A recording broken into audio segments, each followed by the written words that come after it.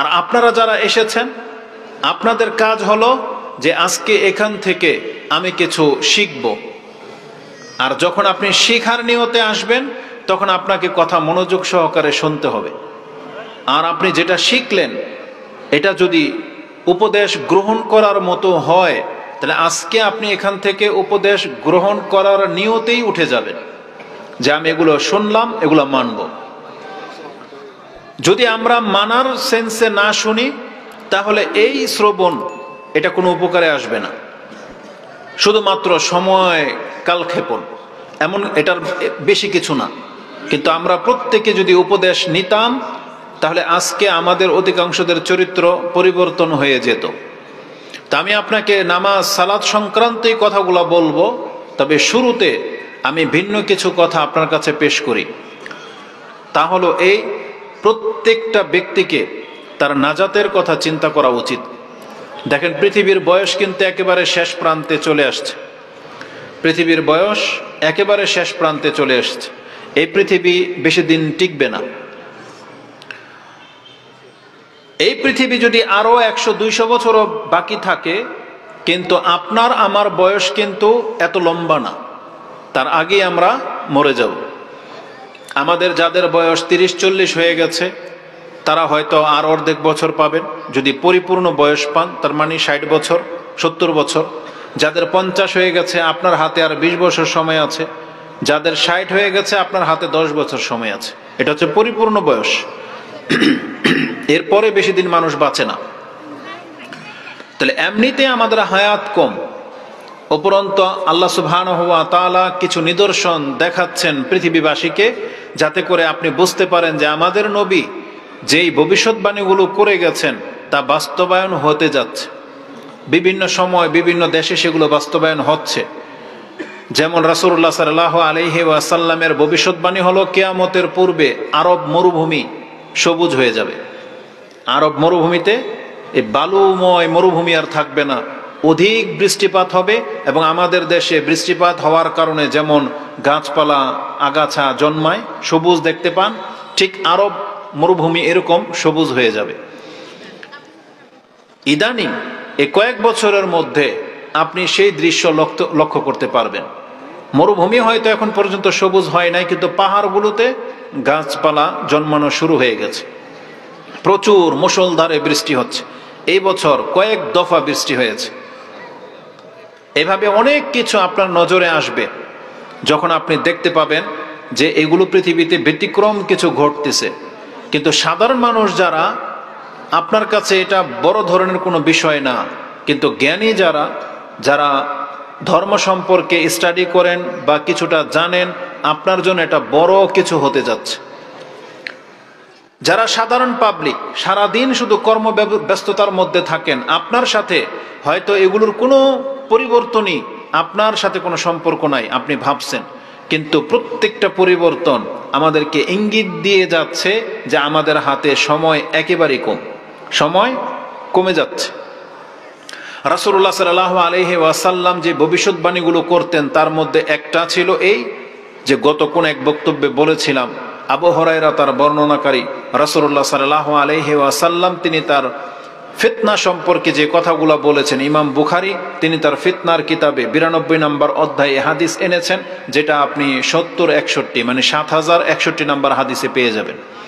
তাতে রাসূলুল্লাহ সাল্লাল্লাহু আলাইহি ওয়াসাল্লাম বলেছেন, ইয়াতাকারাবুজ জামান, সময় সংকীর্ণ হয়ে যাবে, ওয়ায়ানকুসুল আমাল, আমল কমে যাবে, ওয়ায়ুলকা শুহা, কৃপণতা বৃদ্ধি পাবে, ওয়াতাজহারুল ফিতান, ফিতনা ছড়িয়ে পড়বে, আর ওয়ায়ুকসিরুল হারাজ, এবং হত্যা বেড়ে যাবে। তাহলে এগুলো হচ্ছে ভবিষ্যৎবাণী, যেগুলো আমরা এখন লক্ষ্য করতে পারতেছি।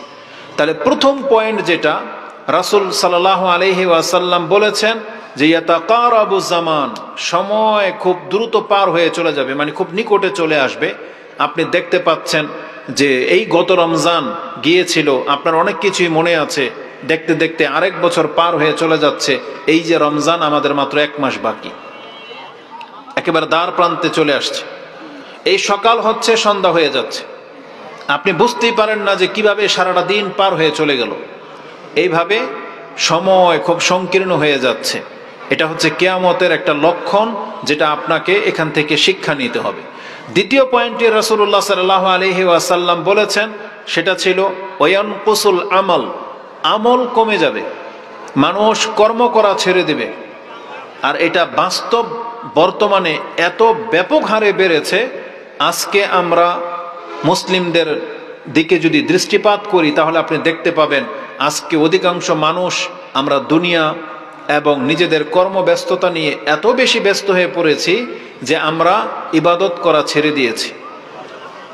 অতিরিক্ত কিছু নফল ইবাদত যেগুলোর প্রতি রাসূলুল্লাহ সাল্লাল্লাহু আলাইহি ওয়াসাল্লাম সাহাবায়ে কেরামদেরকে উৎসাহিত করেছেন, আর আমরা অতিরিক্ত ইবাদত তো দূরের কথা, আমাদের উপরে যেই কাজগুলো আল্লাহ সুবহানাহু ওয়া তাআলা ফরজ করেছেন সেই ফরজ ইবাদতগুলোই আমরা ছেড়ে দিচ্ছি। অথচ আমরা প্রত্যেকে বিশ্বাস করি যে আমাদেরকে আল্লাহ সৃষ্টি করেছেন। আমরা প্রত্যেকে বিশ্বাস করি যে আমাদের একটা ধর্ম আছে, ইসলাম। আমরা প্রত্যেকে বিশ্বাস করি যদি আমরা এই ধর্ম মোতাবেক না চলি তাহলে কিয়ামতের মাঠে আমাদেরকে জবাবদিহি করতে হবে। আমরা প্রত্যেকেই জানি যে কবরে আমাদেরকে 3টা প্রশ্ন করা হবে। তোমার রব কে, তোমার দিন মানে ধর্ম কি ছিল, এবং তোমার নবী কে ছিল, এটা প্রশ্ন করা হবে। এটা শুধু কি হুজুরদেরকে প্রশ্ন করা হবে? কাদেরকে করা হবে?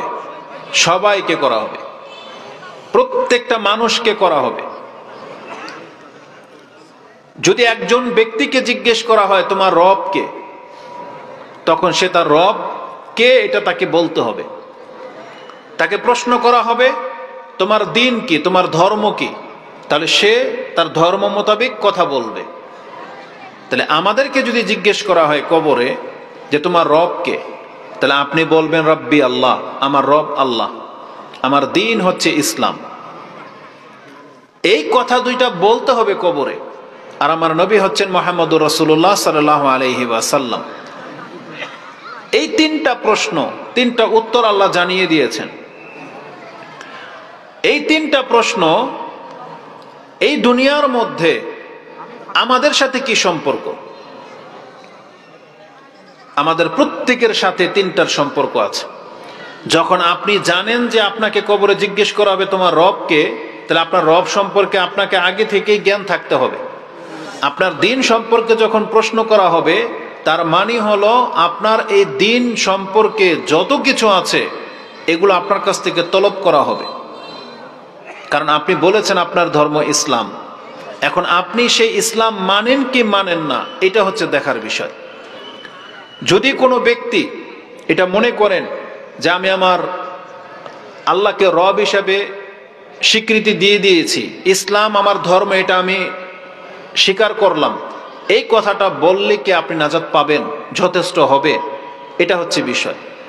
যদি মনে করেন যে আপনার জন্য এটা যথেষ্ট হবে, তাহলে আপনি ধোঁকা খেয়ে গেছেন, আপনি ভুল পথে আছেন। কারণ আল্লাহ সুবহানাহু ওয়া তাআলা এটা শুধু জানতেই বলেন নাই, বরং এটাকে মানতে বলেছেন যে তোমার রব আছে আর তোমার জীবন ব্যবস্থা হচ্ছে ইসলাম, মানে ইসলাম মোতাবেক তোমাকে চলতে হবে, তাহলেই তুমি মুসলিম। ইসলাম সত্য ধর্ম, এটা যেমন আমরা বলি, এমন বহু মানুষ আছে যারা মনে করে যে হ্যাঁ ইসলাম হক, সত্য, কিন্তু তারা ইসলাম গ্রহণ করে না। যেমন রাসূলুল্লাহ সাল্লাল্লাহু আলাইহি ওয়াসাল্লামের চাচা আবু তালেব, তিনিও জানতেন যে ইসলাম সত্য, মানে মুহাম্মদ সাল্লাল্লাহু আলাইহি ওয়াসাল্লাম যে বিধান এনেছেন এগুলো সবই সত্য। এমনকি ফেরাউন পর্যন্ত জানতো যে মূসা আলাইহিস সালাম যেগুলো বলে এগুলো বানানো কথা না, এগুলো সত্য। ফেরাউন পর্যন্ত তার ঈমান অন্তরে রেখেছিল, যেটা কোরআনে আল্লাহ সুবহানাহু ওয়া তাআলা উল্লেখ করেছেন। কিন্তু ফেরাউন কখন প্রকাশ করেছে? যখন মরে যাচ্ছে তখন। মরে যাওয়ার সময় এই ফেরাউন নিজেকে মুসলিম দাবি করে মরেছিল। তাহলে একজন ব্যক্তি সত্যটা কখন স্বীকার করে? যখন তার আর কোনো উপায় থাকে না, যখন তার আর কোনো উপায় থাকে না। যেমন এই যে চোর যেটা করে, মানে সত্যিকার অর্থে যে চোর, ডাকাত বা অপরাধী, সে একটা পর্যায়ে গিয়ে এটা স্বীকার করে যে হ্যাঁ এটা আমি করেছি। ঠিক তেমনি যারা সত্যটা জানে কোনো না কোনো সময় সে সত্যটা প্রকাশ করে যে হ্যাঁ এটা এই কাজ করতে আমি দেখেছি, এই ঘটনা আমি নিজের চোখে দেখেছি বা শুনেছি, একটা পর্যায়ে সে স্বীকার করে দেয়। সত্য কোনোদিন চাপা থাকে না। তো এই ফেরাউন তার অন্তরে বিশ্বাস করে নিয়েছিল যে ইসলাম সত্য, কিন্তু সে অহংকার বশত ইসলামটা পালন করেনি। তা আমরা যারা আজকে জেনে গেছি যে ইসলাম ধর্ম সত্য কিন্তু ইসলাম মানেন না, তারা খুব বড় বিপদে আছেন, খুব বড় বিপদে আছেন। আর ইসলাম মানার মধ্যে একজন ব্যক্তি একেবারে 100% মানতে হবে তাইলে নাজাত পাবে, বিষয়টা এমনও না। বরং আল্লাহ সুবহানাহু ওয়া তাআলার দয়া যে মানুষ পরিপূর্ণ ইসলাম 100% পালন করতে পারবে না, এতটা শক্তি মানুষের নাই। কিন্তু আল্লাহর দয়া যে যদি সামান্য একটু পালন করে তাতেও আল্লাহ সুবহানাহু ওয়া তাআলা তাকে আল্লাহর বান্দা হিসেবে গ্রহণ করবেন। এটা হচ্ছে আল্লাহর দয়া। এটার দুই একটা এক্সাম্পল দিয়ে শুরু করব। ইবনে মাজাতে একটা হাদিস রাসূলুল্লাহ সাল্লাল্লাহু আলাইহি ওয়াসাল্লাম উল্লেখ করেছেন এবং বলেছেন, ইস্তাকিমু, তোমরা ইসলামের উপরে কায়েম হয়ে যাও, একবারে দৃঢ়তার সাথে ইসলামের উপরে জমে যাবে। ইস্তাকিমু, তোমরা ইসলামের উপরে কায়েম হয়ে যাও। ওয়ালান তুহসু, কিন্তু রাসূল বলেছেন তোমরা পারবে না। মানে আদেশ করার পরে বলতেছেন তোমরা পরিপূর্ণভাবে ইসলাম পালন করতে পারবে না। তারপরে রাসূলুল্লাহ সাল্লাল্লাহু আলাইহি ওয়াসাল্লাম বলেছেন, তবে এতটা জেনে নাও, ইলামু ইন্না আফদালুল আমাল বা খায়রু আমালিকুম as-সালাহ, তোমাদের জ্ঞান থাকা উচিত যে সবচাইতে শ্রেষ্ঠ এবং উত্তম ইবাদত হচ্ছে 5 ওয়াক্ত সালাত। মানে প্রথম রাসূল বলেছেন যে তোমরা ইসলাম পরিপূর্ণ পালন করো, তারপরে বলছেন না তোমরা এটা পারবা না, তাহলে একটা কাজ করো, একটা সহজ রাস্তা ধরে নাও। সেটা কি? জেনে নাও তোমার কর্মের মাঝে সব থেকে উত্তম কাজ হচ্ছে সালাত, নামাজ। তার মানে কি? তার মানে রাসূলুল্লাহ সাল্লাল্লাহু আলাইহি ওয়াসাল্লাম আপনাকে ইঙ্গিত দিয়েই দিলেন, একজন ব্যক্তি যদি পরিপূর্ণ ইসলাম পালন করতে না পারে তাহলে তাকে এই সহজ রাস্তাটা ধরা উচিত। সেটা কি? এই নামাজ। দেখেন আজকে 24 ঘন্টায় একদিন, দিনে রাতে 24 ঘন্টা পার হয়। আল্লাহ আমাদেরকে বলেছেন তোমাদেরকে সৃষ্টি করেছি আমার ইবাদতের জন্য, বন্দিগির জন্য, কিন্তু আজকে সারা দিন আমি আর আপনি তেমন আল্লাহর কোনো বন্দিগি করিনি। আজকে আল্লাহ সুবহানাহু ওয়া তাআলা ইসলামের তেমন কোনো ফরজিয়াতগুলো আমাদের উপরে চাপিয়ে দেননি। ইসলামের যে 5টি স্তম্ভের মধ্যে 4টাই তো আমল, সালাত, সিয়াম, যাকাত, সিয়াম, তারপরে হজ। আজকের দিনে আপনার উপরে যাকাত ফরজ ছিল? কারো উপরে যাকাত ফরজ ছিল আজকে? কারো উপরে আজকে যাকাত ফরজ ছিল না, কারণ গত বছর তো আপনি যাকাত দিয়েছেন। যেই দিন দিয়েছেন ওই দিন আসলে আবার আপনার উপরে যাকাত ফরজ হবে। আর বাংলাদেশে সাধারণত অধিকাংশ মানুষ ওই রমজান মাসেই যাকাত দিয়ে থাকে, যদিও রমজান মাস যাকাতের মাস না। যাকাত হলো আপনার বছরে একবার, প্রত্যেক বছরের যেই দিন আপনি যাকাত দেন যেই মাসে, ওই মাস আসলেই আপনি হিসাব করে যাকাত দিবেন। হতে পারে সেটা রমজান মাস, হতে পারে সেটা জিলহজ মাস, হতে পারে সেটা মুহররম মাস, যে কোনো মাস আপনি চুজ করবেন। আর এরপরে প্রতি বছর ওই মাস আসলে, ওই দিন আসলে আপনি যাকাত দিবেন। এটা হচ্ছে ওই দিন আসলে আপনার উপর ফরজ হবে, তার আগে ফরজ হবে না। রমজান মাসে সিয়াম ফরজ, তো এখন রমজান মাস না, আমাদের উপরে সিয়ামও ফরজ করা হয়নি। এখন হজের মাসও না, হজও ফরজ না। আবার হজের মাস যখন আসবে হজ ফরজ হবে, কিন্তু যাদের টাকা আছে, সামর্থ্য আছে তাদের উপরে, আর বাকিদের উপরে হজ মাফ। তাহলে আজকে 24 ঘন্টার মধ্যে আমাদের উপরে ইসলাম ফরজ, কিন্তু ইসলামের কতগুলো কাজ আল্লাহ আমাদের উপর থেকে আজকে সরিয়ে দিয়েছেন। শুধু একটা কাজ আজকে আমাদের উপরে বহাল ছিল, সেটা কি? 5 ওয়াক্ত নামাজ। তার মানে ইসলাম পালন করাটা কঠিন, কিন্তু রাসূল বলেছেন সবচেয়ে শ্রেষ্ঠ ইবাদত হচ্ছে এই 5 ওয়াক্ত সালাত। এই 5 ওয়াক্ত সালাত আজকে যারা আদায় করেছেন, তার মানে আজকে হলেন আপনার পরিচয় আপনি মুসলিম। আপনি 5 ওয়াক্ত সালাত আদায় করেন নাই, তাহলে ইসলামের কোনো ফরজ আজকে আপনি আদায় করেন নাই বলে প্রমাণিত হবে। কারণ ওগুলো তো নাই। আজকে সিয়াম নাই, জাকাত নাই, হজ নাই, ছিল শুধু নামাজ। আর এই নামাজটা আপনি আদায় করেন নাই, তার মানে আজকে আপনি ইসলামের কিছুই পালন করেন নাই। আর যদি নামাজটা পালন করতেন, তাহলে আজকে আপনি পুরো ইসলামটাই যেন পালন করতেন, গণ্য হয়ে যেত। এই জন্য রাসূলুল্লাহ সাল্লাল্লাহু আলাইহি ওয়াসাল্লাম যদিও বলেছেন বুনিয়াল ইসলাম আলা খামসা, ইসলাম 5টি স্তম্ভের উপরে টিকে আছে, কিন্তু এটা প্রত্যেক মাসে না, প্রত্যেক দিনেও না। এই জন্য রাসূলুল্লাহ সাল্লাল্লাহু আলাইহি ওয়াসাল্লামের আরেকটা হাদিসে সেখানে শুধু সালাতকে ইসলামের আমুদ বলা হয়েছে, একটাই খুঁটা। মানে নামাজ ইসলামের এমন একটা খুঁটা যেটা না থাকলে আপনার ছাদ টিকবে না, মানে মেইন পিলার, সেটা হচ্ছে নামাজ। রাসূলুল্লাহ সাল্লাল্লাহু আলাইহি ওয়াসাল্লাম বলেছেন, আলা উখবিরুক, আমি কি তোমাকে সংবাদ দেব, রাসিল আমরি কুল্লি, সব কিছুর মূল কি, ওয়া আমুদুহু, এবং তার পিলার কি, ওয়া জিরওয়াতা সানামিহি, আর এর চূড়া কি। তখন আবু যার রাদিয়াল্লাহু তাআলা তিনি বলছেন, বালা ইয়া রাসূলুল্লাহ। তখন রাসূল বলেছেন, রাসুল আমর আল ইসলাম, সব কিছুর মূল হলো ইসলাম। তার মানে যার মাথার উপরে ইসলামের ছাদ নাই, এই ব্যক্তি হচ্ছে নিঃস্ব, এই ব্যক্তি হচ্ছে সবচেয়ে ক্ষতিগ্রস্ত। যেই ব্যক্তি ইসলামের ছায়া তোলে নাই, এই ব্যক্তি হচ্ছে গুমরাহ, এই ব্যক্তি হচ্ছে পথহারা, কাফের, মুনাফিক, যা বলেন বলেন। আর যার ইসলাম আছে তার সব আছে। তার মানে বলছে রাসুল আমরু আল ইসলাম, মানে সব কিছুর মূলে হলো ইসলাম। একজন ব্যক্তি যখন ইসলাম গ্রহণ করে বা মুসলিম হয়, এই ব্যক্তির পুরো জীবনটা কেমন জানেন? তার পুরো জীবনটাই হচ্ছে আশ্চর্যজনক। রাসূলুল্লাহ সাল্লাল্লাহু আলাইহি ওয়াসাল্লাম বলেছেন, আজাবান লিআমরিল মুমিন ইন্না আমরুহু কুল্লুহু লাহু খায়র ওয়া লাইসা যাকা লিআহাদিন ইল্লা লিমুমিন। রাসূল বলেছেন, আমি আশ্চর্য হয়ে একজন মুমিন মুসলিমকে দেখে, ওর পুরো জীবনটাই হচ্ছে আশ্চর্যজনক। ইজা আসাবাতহু সাররা ফাশাকারা ফাকানা খায়রাল্লাহ। এই ব্যক্তি যখন আনন্দে থাকে, নিয়ামতে থাকে, সে যদি আল্লাহর শুকরিয়া আদায় করে, তাহলে আল্লাহ তাআলা তার নিয়ামতকে আরো বাড়িয়ে দেন।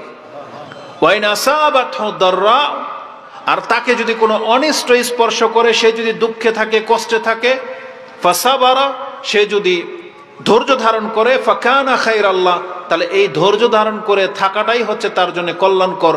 কারণ তার প্রত্যেকটা দুঃখ, কষ্ট, বেদনা তার আমলনামা থেকে তার পাপ মাফ হয়ে যাবে এবং তার মর্যাদা বৃদ্ধি হতে থাকবে। এটা হচ্ছে মুসলিমদের মান। মানে মুসলিম আনন্দ থাকলেও ভালো পজিশনে আছে, খারাপ থাকলেও তার ভালো পজিশন। কেন? কারণ খারাপ থাকলে তার মর্যাদা উঁচু হয় এবং তার পাপ মিটে যায়। এমনকি রাসূলুল্লাহ সাল্লাল্লাহু আলাইহি ওয়াসাল্লাম বলেছেন, মা মিন মুসলিমিন ইউসিবুহু আযান হাম্মিন আও গাম্মিন আও আযা হাত্তা শাওকা ফামা ফাওকাহা। রাসূল বলেছেন, একজন মুসলিম ব্যক্তির জীবনের যে কোনো দুঃখ, কষ্ট, বেদনা, এমনকি যদি কাঁটাও লেগে যায়, বরং কাঁটা লাগার চাইতেও যদি হালকা কোনো খোঁচা ওর গায়ে লাগে, এর বিনিময়ে আল্লাহ সুবহানাহু ওয়া তাআলা তার পাপকে মাফ করে দেন। এটা একটা মুসলিমের মর্যাদা। এই মুসলিম যখন কোথাও গাছ লাগায়, গাছ, রাসূল সাল্লাল্লাহু আলাইহি ওয়াসাল্লাম বলেছেন, এই গাছ থেকে যত ফল বা ফসল হবে, সে নিজে খেলেও আর চুরি হয়ে গেলেও, পাখি খাক, পশু খাক, কোনো মানুষে খাক, তার জানাতে অজানাতে, সে জানে না কে কে খায়, যতগুলো ফল ধরবে তার আমলনামার মধ্যে কিয়ামত পর্যন্ত সাদাকার নেকি লিখতেই থাকা হয়, যদি সে মুসলিম হয়।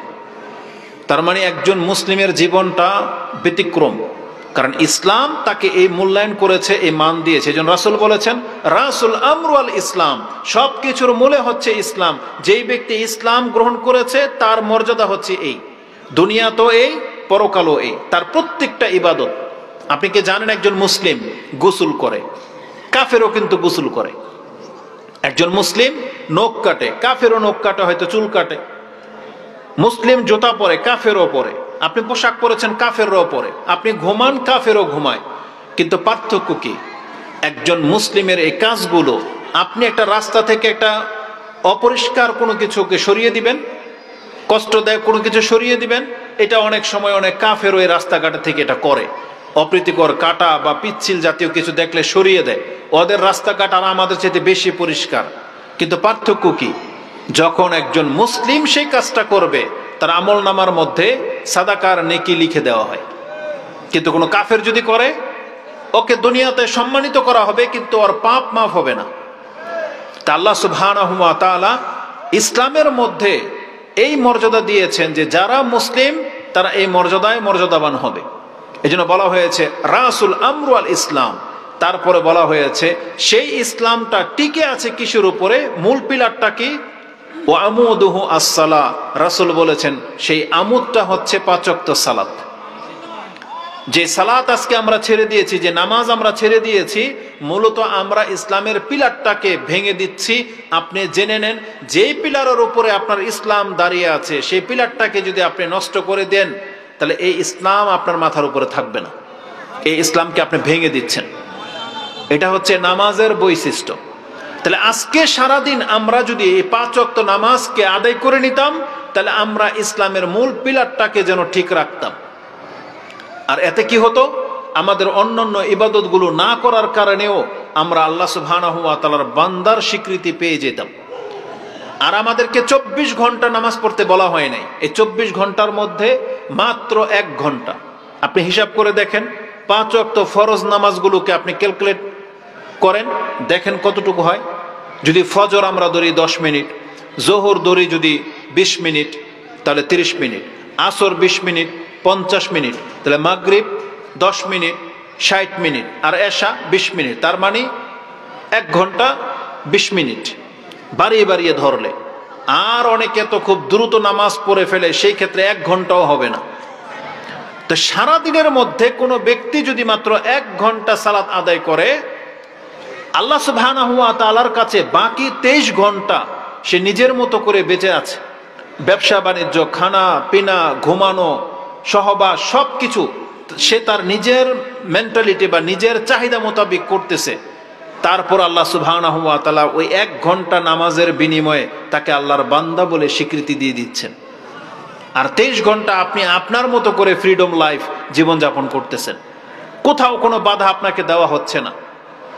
আপনি কখন ঘুমাবেন, কখন খাবেন, কখন কাজ করবেন, দোকান করবেন, কোনো বাধা নাই ইসলামে। শুধুমাত্র আপনি 5 ওয়াক্ত নামাজকে হেফাজত করবেন। এটাই ছিল মূল। কিন্তু আজকে আমরা মুসলিমরা শুধু নামে মুসলিম, আমরা সব থেকে ইম্পর্টেন্ট কাজ যেটা সেটাকেই নষ্ট করে দিয়েছি। বাকি দুনিয়ার যত কাজ নিয়ে আমরা ব্যস্ত। এমন না যে আজকে আমরা নামাজ পড়ি না, ইসলাম ধর্ম পালন করি না, তাই বলে যে আমরা দুনিয়ায় খুব বেশি সাকসেসতা এনে দিয়েছি, বা আমরা যে একবারে সবাই খুব দুনিয়াতে উন্নত জীবনযাপন করতেছি, তাও না। বরং অধিকাংশ মানুষ সে সারাদিন কাটায় পশু পাখির মতো। তার ব্যক্তিত্বের কোনো মূল্য নাই। সারাদিন বসে আছে চায়ের দোকানে, সারাদিন বসে আছে মোবাইল নিয়ে, না নিজে কোনো কর্ম করে, আর না তার দুনিয়া এবং পরকালের কোনো উপকার বয়ে আনতেছে। বরং সে সারাটা দিন সময় নষ্ট করে এইভাবে বসে থেকে, অকর্মা হয়ে, অন্যকে দেখে, খেলতামশা দেখে। না, এটা উচিত নয়। একজন মুসলিমের জন্য 5 ওয়াক্ত নামাজ কতটা গুরুত্বপূর্ণ, যেখানে আব্দুল ইবনে মাসউদ রাদিয়াল্লাহু তাআলা আনহু তিনি বলেছেন যে যেই ব্যক্তি আগামীকাল আল্লাহর সাথে মুসলিম হয়ে সাক্ষাৎ করার তামান্না রাখো, মান সাররাহু আইয়ালকাল্লাহ গাদান মুসলিমান ফালিউহাফিজ আলা হাউলাই সালাওয়াতিল খামসা। যেই ব্যক্তি আগামীকাল আল্লাহর সাথে মুসলিম হয়ে সাক্ষাৎ করা পছন্দ করো, যে হ্যাঁ আমি আনন্দিত যে আমি আল্লাহর সাথে মুসলিম রূপে সাক্ষাৎ করব, তার মানে আব্দুল ইবনে মাসউদ বলতেছেন তাহলে এই ব্যক্তির জন্য এই 5 ওয়াক্ত নামাজকে হেফাজত করা লাজিম। সেজন্য 5 ওয়াক্ত নামাজের হেফাজত করে। শুধু বলা হয় নাই যে তুমি 5 ওয়াক্ত নামাজ পড়ো, বরং বলা হয়েছে তুমি 5 ওয়াক্ত নামাজের হেফাজত করো। ইউনাদা বিহিন্না হাইসু ইউনাদা বিহিন্না, বলা হয়েছে যেখান থেকে তোমাকে ডাকা হয় বা যখন ডাকা হয় তখন তুমি নামাজ আদায় করে 5 ওয়াক্ত নামাজের হেফাজত করো। ইন্নাহুন্না মিন সুনানিল হুদা, তিনি বলেছেন এটাই হলো রাসূলুল্লাহ সাল্লাল্লাহু আলাইহি ওয়াসাল্লামের সুউচ্চ আদর্শ, যেটা আল্লাহ সুবহানাহু ওয়া তাআলা তাকে শিক্ষা দিয়েছেন। ওয়া ইন্নাহুন্না মিন সুনানিল হুদা, মানে হিদায়াতের পথ এটাই। 5 ওয়াক্ত নামাজের হেফাজত করা, এটা হচ্ছে হিদায়াতের পথ।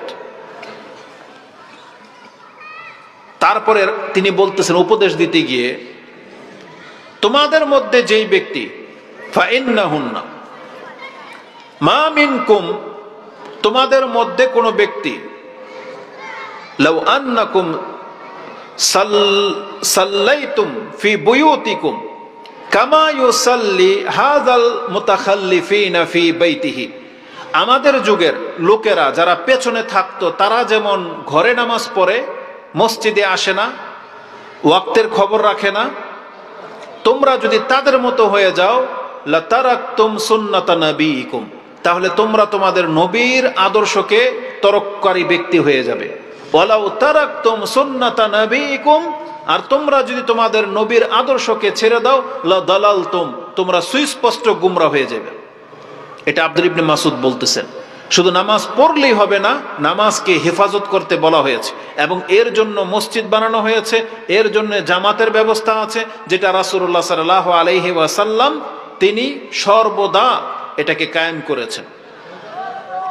এবং আব্দুল ইবনে মাসউদ বলতেছেন, আমরা স্পষ্ট দেখেছি মসজিদ থেকে কেবলমাত্র ওই ব্যক্তিরা দূরে থাকতো যারা মালুমুন নিফাক, যারা মুনাফিক ছিল, এটা স্পষ্ট। মুনাফিকরাই কেবল মসজিদ থেকে দূরে থাকতো, কিন্তু তারাও ঘরে নামাজ পড়তো, মুনাফিক, কিন্তু ঘরে নামাজ পড়ার কারণে তাদেরকে মুনাফিক বলা হয়েছে। আর আজকে আমরা মুসলিমরা 5 ওয়াক্ত নামাজই ছেড়ে দিয়েছি, তাহলে আমাদের হুকুম কি হইতে পারে বলেন? সাহাবা একরামের যুগে যদি কেউ ঘরে নামাজ পড়তো তাদেরকে মুনাফিক বলা হইতো, আর আমাদের সময়ে আমরা নামাজই ছেড়ে দিলাম, তাহলে আমাদের হুকুম কি হইতে পারে?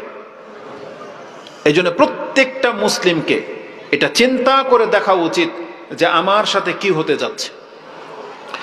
এই আসার যেটা আমি আপনার কাছে পেশ করলাম, এটা আব্দুল ইবনে মাসউদ রাদিয়াল্লাহু তাআলা আনহুর হাদিস, যেটা আপনি মুসলিমে 1373 মানে 1373 পেয়ে যাবেন, এবং এটা ইবনে মাজাতে 777 777 রয়েছে। যে আজকে যদি আমরা নামাজ নিজের মতো করে পড়ি, তাহলে আল্লাহ সুবহানাহু ওয়া তাআলার কাছে প্রকৃত মুসলিম হিসেবে গণ্য হচ্ছে না। এটা অত্যন্ত গুরুত্বপূর্ণ ব্যাপার।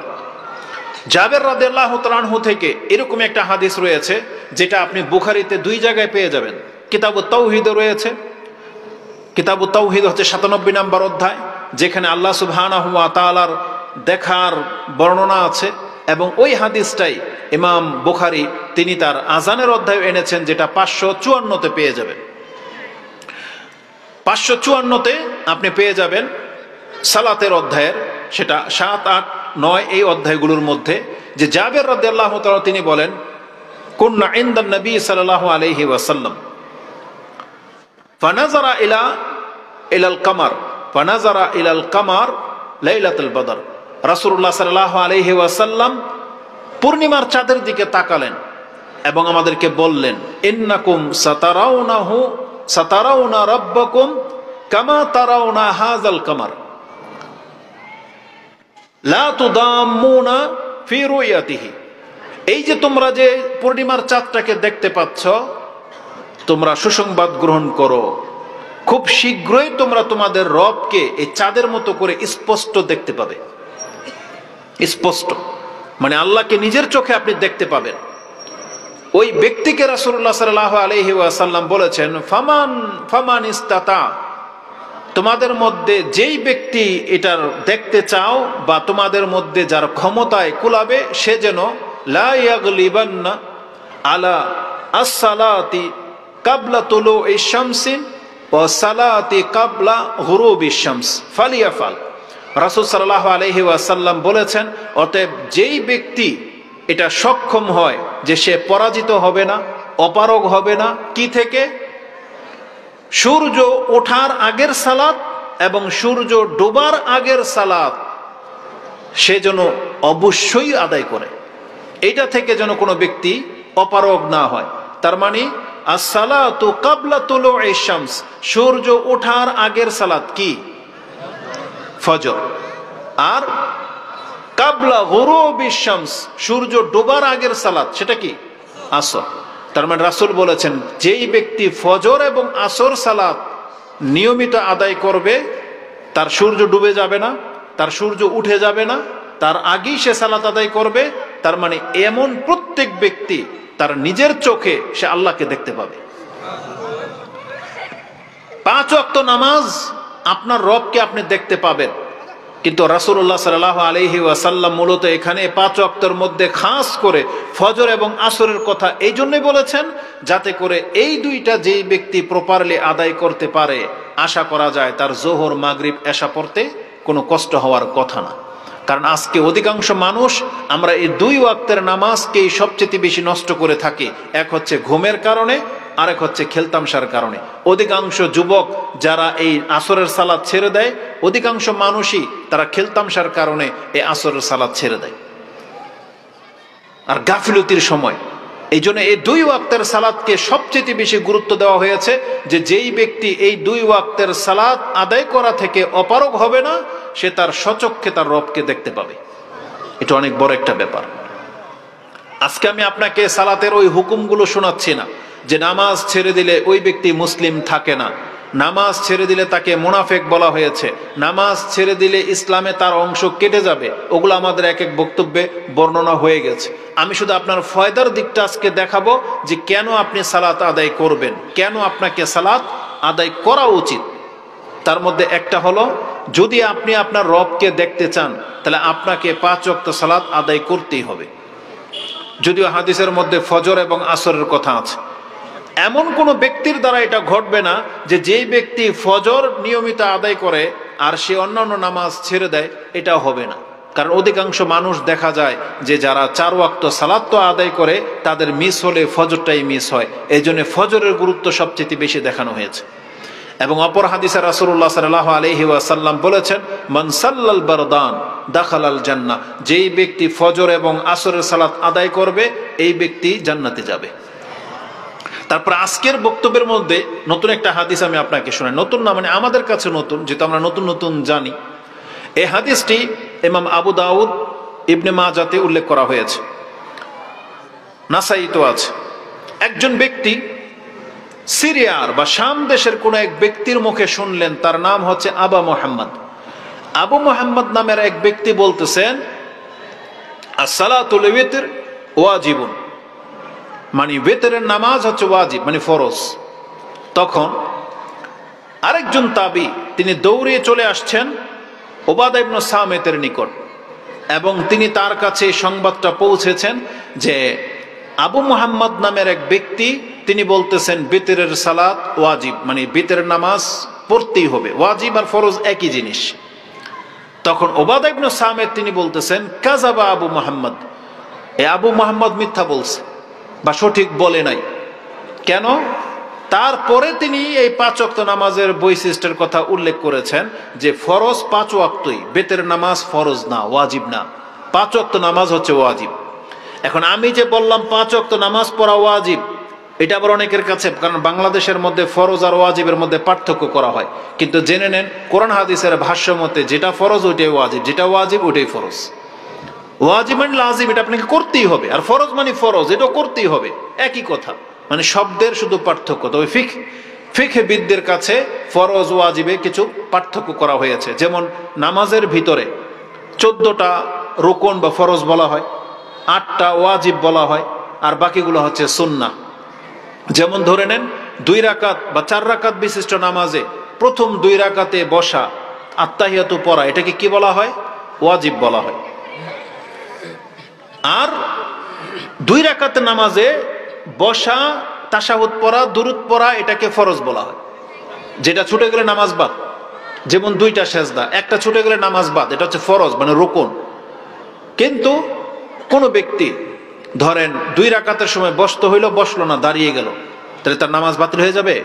বাতিল হবে না, কারণ তার কি ছুটেছে? ওয়াজিব ছুটেছে। তাহলে ওয়াজিব আর ফরজ নামাজের ভিতরে পার্থক্যের জন্য ব্যবহার করা হয়, কিন্তু এমনি হুকুমের ভিত্তিতে আরবি ভাষায় যেটা ওয়াজিব সেটাই ফরজ, যেটা ফরজ সেটাই ওয়াজিব। তো এই জন্য উবাদা ইবনে সামিত তিনি বলতেছেন, কাযাবা আবা মুহাম্মদ, আবু মুহাম্মদ মিথ্যা বলেছে, বরং আমাদের উপরে কেবল 5 ওয়াক্ত নামাজই ফরজ করেছেন। আমি সামিয়তু রাসূলুল্লাহ সাল্লাল্লাহু আলাইহি ওয়াসাল্লাম, যে রাসূল সাল্লাল্লাহু আলাইহি ওয়াসাল্লামের কাছ থেকে আমি শুনেছি, তিনি বলেছেন আফতারাদা খামসা সালাওয়াতিন ফি কুল্লি ইয়াউমিন ওয়া লাইলা, যে রাসূল আমাদের উপরে 5 ওয়াক্ত নামাজ ফরজ করেছেন। তার এই ভাষাটা এরকম, তিনি বলেছেন ইয়াকুল খামসু সালাওয়াতিন আফতারাদাহুন্নাল্লাহু আলাল ইবাদ, আল্লাহ সুবহানাহু ওয়া তাআলা কেবল 5 ওয়াক্ত নামাজ আমাদের উপরে ফরজ করেছেন। মূল আলোচনাটা ছিল ওইটা, কিন্তু তিনি এই 5 ওয়াক্ত নামাজের গুরুত্বর সাথে তার এহমিয়াত কি, তার গুরুত্ব কি, সেই ফজিলত সম্পর্কে আলোচনা করেছেন, যেটা আপনি আবু দাউদে, ইবনে মাজাতে পেয়ে যাবেন 1401 নম্বর হাদিস, আবু দাউদে হচ্ছে 425 নম্বর হাদিস, এবং নাসাইতে হাদিসটি 461-তে রয়েছে। তাতে তিনি ফজিলত সহ বর্ণনা করেছেন এই যে আল্লাহ যে আমাদের উপরে 5 ওয়াক্ত নামাজ ফরজ করেছেন, এটার এহমিয়াত কি, গুরুত্ব কি।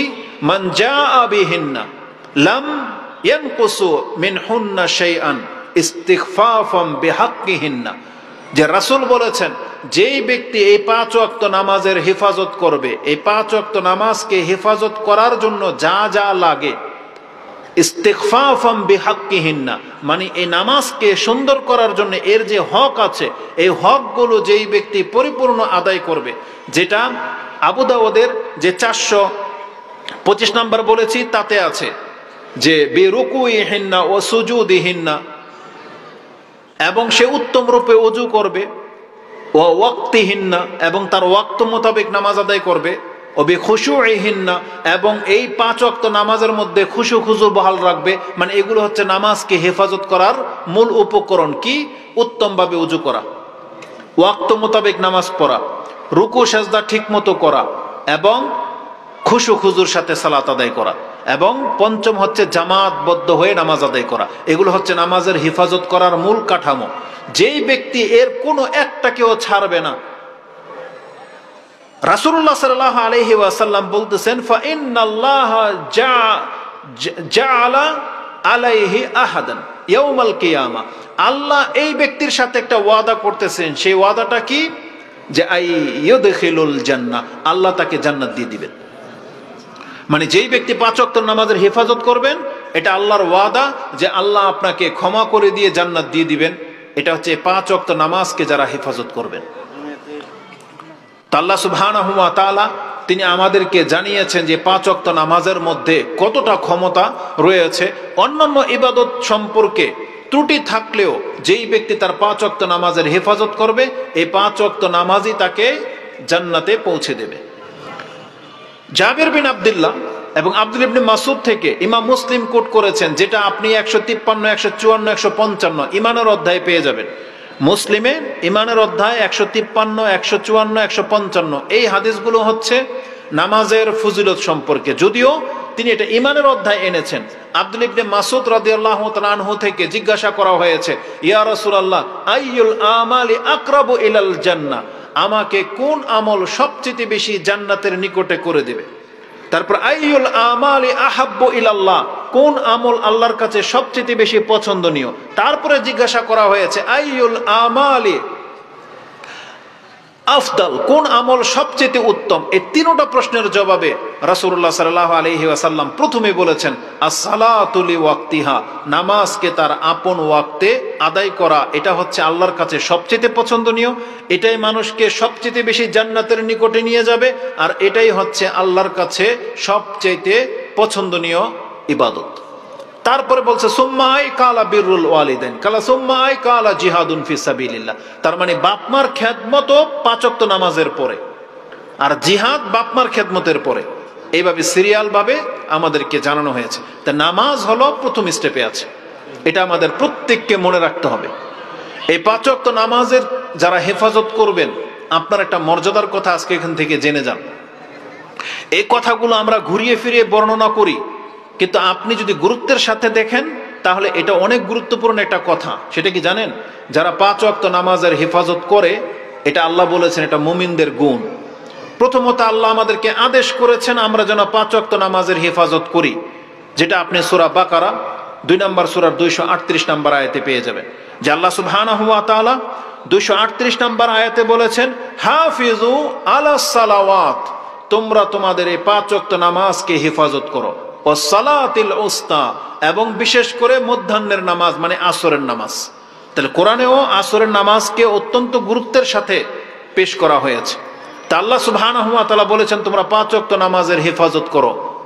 এটা যেমন আল্লাহর আদেশ, তেমনি আল্লাহ বলেছেন এই 5 ওয়াক্ত নামাজ হচ্ছে এটা মুমিনদের বৈশিষ্ট্য। যারা প্রকৃত মুসলিম, যারা প্রকৃত মুমিন, তারা শুধু নামাজ পড়েই না, বরং নামাজকে হেফাজত করে। আল্লাহ সুবহানাহু ওয়া তাআলা একটা সূরায় রেখেছেন মুমিন বলে, মুমিনুন, যেটা আপনি 23 নম্বরে পেয়ে যাবেন, সূরা মুমিনুন। তাতে আল্লাহ সুবহানাহু ওয়া তাআলা মুমিনদের চরিত্র বা গুণাবলী সম্পর্কে আলোচনা করেছেন, কিন্তু আল্লাহ শুরু করে দিয়েছেন মুমিনদের উপকার নিয়ে, মানে মুমিনের ফায়দা নিয়ে। প্রথমে আল্লাহ সুসংবাদ দিয়েছেন, কাদ আফলাহাল মুমিনুন, মুমিনরা সফল কাম হয়ে গেছে। আল্লাহ প্রথম আপনাকে সার্টিফাই করে দিয়েছেন যে তুমি যদি মুমিন হও তাহলে তুমি নাজাত পেয়ে গেছো, তুমি সফল কাম হয়ে গেছো। তারপর আল্লাহ গুণ বর্ণনা করেছেন, এখন তুমি কি সেই মুমিন? কোন মুমিন? আল্লাযীনা হুম আলা সালাত আল্লাযীনা হুম ফি সালাতিহিম খাশিউন, যারা তাদের নামাজে বিনয়ী। তার মানে মুমিনরা সফল কাম, মুমিনরা নাজাত পেয়ে গেছে, এটা আল্লাহ বলার পরে বলেছেন এখন তুমি কি সেই মুমিন? এই মুমিনদের গুণ হলো যারা তাদের নামাজে বিনয়ী, খুব নমনীয়তার সাথে হেফাজত করে সালাত আদায় করে। এই মুমিনদের আরো কিছু গুণ বর্ণনা করার পরে 9 নম্বরে গিয়ে আল্লাহ সুবহানাহু ওয়া তাআলা বলতেছেন, ওয়াল্লাযীনা হুম আলা সালাওয়াতিহিম ইউহাফিজুন, যারা তাদের নামাজকে হেফাজত করে। তার মানে আল্লাহ শুরু করেছেন নামাজ দিয়ে, শেষও করেছেন নামাজ দিয়ে, যে যারা নামাজে খুশু খুজুর সাথে নামাজ পড়ে এবং যারা তাদের নামাজগুলোকে হেফাজত করে। এই 5 ওয়াক্ত সালাত আল্লাহ বলেছেন এরা হচ্ছেন মুক্তিপ্রাপ্ত দল, মুক্তিপ্রাপ্ত ব্যক্তি। এদের রেজাল্ট কি? এদের কি পুরস্কৃত করবেন আল্লাহ? আল্লাহ বলেছেন উলাইকা হুমুল ওয়ারিসুন আল্লাযীনা ইয়ারিসুনাল ফিরদাউসা হুম ফিহা খালিদুন। আল্লাহ বলেছেন এদেরকে আমি জান্নাতুল ফেরদৌস ওয়ারিস বানিয়ে দেব। এই জায়গাতে একটা চমৎকার আমি আপনাকে দিক নির্দেশনা দেখাই। এটা হচ্ছে মুমিনুনের আয়াত 9, 10, 11, যে আল্লাহ বলেছেন যারা 5 ওয়াক্ত নামাজের হেফাজত করে আমি আল্লাহ তাদেরকে জান্নাতুল ফেরদৌস দিয়ে দিব ওয়ারিস হিসেবে। এখানে সূক্ষ্ম বিষয় কি জানেন? সূক্ষ্ম বিষয় হচ্ছে আল্লাহ কিন্তু এই কথা বলে নাই যে যারা 5 ওয়াক্ত নামাজের হেফাজত করবে তারা জান্নাত পাবে, বরং আল্লাহ বলেছেন নামাজের হেফাজত যারা করে তাদেরকে আমি জান্নাতুল ফেরদৌসের ওয়ারিস বানিয়ে দেব। আপনি জানেন ওয়ারিস আর মালিক এই দুটার মধ্যে পার্থক্য কি? আপনার নিজের কর্মের ফল, এটা হচ্ছে আপনি মালিক। আপনি বলতেছেন এই বাড়িটা আমি করেছি, এই বাড়িটা আমি করেছি, এই জায়গাটা আমার কিনা, এই সম্পত্তিগুলো আমার কিনা, এটা হচ্ছে আপনার মেহনতের ফল। কিন্তু যেটা আপনি আপনার বাপদাদার সূত্রে পেয়েছেন ওটা আপনি বলেন না যেটা আমার কিনা, বরং আপনি বলেন এটা আমার বাপদাদার ওয়ারিস হিসেবে আমি ভাগ পেয়েছি। তাহলে ওয়ারিস আর নিজে মালিক হওয়া এই দুইটা হচ্ছে পার্থক্য। কি? যদিও ভোগ আপনি করবেন, কিন্তু একটা হচ্ছে আপনার মেহনতের টাকায়, আরেকটা হচ্ছে গিফট, ফ্রি পেয়ে গেছেন শুধু আপনি আপনার বাপ দাদার সন্তান হওয়ার কারণে, রক্তের সাথে সম্পর্ক থাকার কারণে আপনি ওয়ারিস হয়েছেন বাড়ির, গাড়ির, জমির। আল্লাহ সুবহানাহু ওয়া তাআলা ঠিক এই কথাটাই বলেছেন যে তুমি তোমার নামাজ দিয়ে সাধারণভাবে নামাজ পড়লে তুমি জান্নাত পাবে, সাধারণ জান্নাত। কিন্তু যেই ব্যক্তি শুধু নামাজ পড়ে না বরং 5 ওয়াক্ত নামাজের হেফাজত করে, আল্লাহ বলেছেন আমি তোমাকে সাধারণ জান্নাত থেকে জান্নাতুল ফেরদৌস ওয়ারিস হিসেবে দিয়ে দিব। ওয়ারিস হিসেবে কেন দেওয়া হবে? কারণ আমরা যে চরিত্রের মুসলিম, এই নামাজ দিয়ে আমরা কোনোদিন জান্নাতুল ফেরদৌস পাবো না। সাহাবায়ে কেরাম, রাসূলুল্লাহ সাল্লাল্লাহু আলাইহি ওয়াসাল্লাম, তাদের সালাত সম্পর্কে আমি আপনাকে কি বলবো? রাসূলুল্লাহ সাল্লাল্লাহু আলাইহি ওয়াসাল্লাম শুধু ফজর, ফরজ, তিনি রাতে কখনো কখনো দাঁড়িয়ে থাকতে থাকতে তার পা ফুলে যেত। কানা রাসূলুল্লাহ সাল্লাল্লাহু আলাইহি ওয়াসাল্লাম ইয়াকুমু মিনাল লাইলি হাত্তা তাতাফাত্তারা কাদামাহু। আয়েশা রাদিয়াল্লাহু তাআলা আনহা তিনি বলেন রাসূলুল্লাহ সাল্লাল্লাহু আলাইহি ওয়াসাল্লাম কখনো কখনো তিনি রাতে সালাত আদায় করতেন, এত লম্বা কিয়াম করতেন যে তার পা ফুলে বালিশের মতো হয়ে যেত, পায়ে পানি জমে যেত। হাত্তা তাতাফাত্তারা কাদামাহু হাত্তা তাওয়াররাত কাদামাহু, এই শব্দগুলো আসছে যে বালিশের মতো ফুলে যেত, পানি জমে যেত। তখন আয়েশা রাদিয়াল্লাহু তাআলা আনহা তিনি বলেন লিমা তাসনা হাযা ইয়া রাসূলুল্লাহ ওয়া কাদ গাফারাল্লাহু লাকা মা তাকাদ্দামা মিন যামবিকা ওয়া মা তাআখার। আপনার আগের পরের সমস্ত গুনাহ আল্লাহ মাফ করে দিয়েছেন, তাহলে আপনি এত কষ্ট করে কেন সালাত আদায় করেন রাতভর? রাসূলুল্লাহ সাল্লাল্লাহু আলাইহি ওয়াসাল্লাম বলেছেন, আফালা উহিব্বু আন আকুনা আবদান শাকুরা, যে আল্লাহ আমার সমস্ত পাপকে মাফ করে দিয়েছেন, আমার ভুলগুলোকে ক্ষমা করে দিয়েছেন, তাহলে আমি কি পছন্দ করি না যে আমি আল্লাহর শুকরগুজার বান্দা হব? আমি কি আল্লাহর শুকরিয়া আদায় করব না? তাহলে রাসূলুল্লাহ সাল্লাল্লাহু আলাইহি ওয়াসাল্লাম শুকরিয়া আদায় করার জন্য 5 ওয়াক্ত ফরজ সালাতের পরে অতিরিক্ত নফল সালাত পরে পা ফুলিয়ে দিতেন। আর আমরা মুসলিমের ঘরে জন্ম হয়ে গেছি, আল্লাহ আমাদেরকে রিজিক দিচ্ছেন, আল্লাহ আমাদেরকে বাঁচিয়ে রেখেছেন, কিন্তু আমরা শুকরিয়া আদায় করব দূরের কথা, আমাদের ফরজ সালাতে আমরা ছেড়ে দিয়ে বসে আছি।